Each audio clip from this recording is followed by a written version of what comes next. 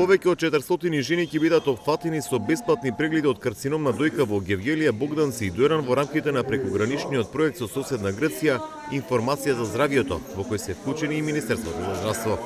Преку овој проект во Гевгелиската болница набавен е нов мамограф и ехо на дојка, со што во наредниот период термини за превентивни прегледи ќе се реализираат и преку матичните лекари. За почеток ние спекулираме со некоја си бројка од 400 жени кои би биле прегледени, меѓутоа како што оди интересот за целокупната ова ситуација, мислам дека бројката ќе биде многу поголема од предвиденото, но ќе се потрудиме сите оние или бар поголем дел од оние кои што ќе бидат заинтересирани да бидат и воистовремено и прегледани.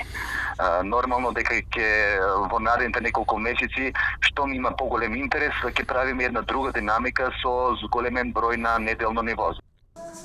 И додека во Гевгелија се прават бесплатни прегледи, во Струмица околу една година не функционира мамографот стар 50 на години. Во болницата прегледи се прават исклучиво со ехо на дојка, но радиолозите тврдат дека е потребна нова опрема за добивање јасна слика со ракот на дојка кај женската популација. Директорот на болницата тврди дека во рок од 3 месеци ќе стаса новата опрема. Каде што го подпишеме договорот за донацијата на апарати кои што се потребни во нашата болница за лекување, за дијагностицирање и лекување на нашите пациенти. Тоа се ехо на дојка, мамограф и магнетна резонанца.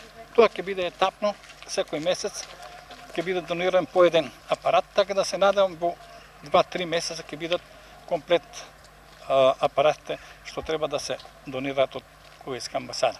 Магнетна резонанца немаме, ќе биде прв пат донесена, а другите апарати, мамографот и ехо на дојка се, да не кажам, амортизирани, остарени се, така да ќе бидат обновени со нови апарати што со донацијата од Кувејт.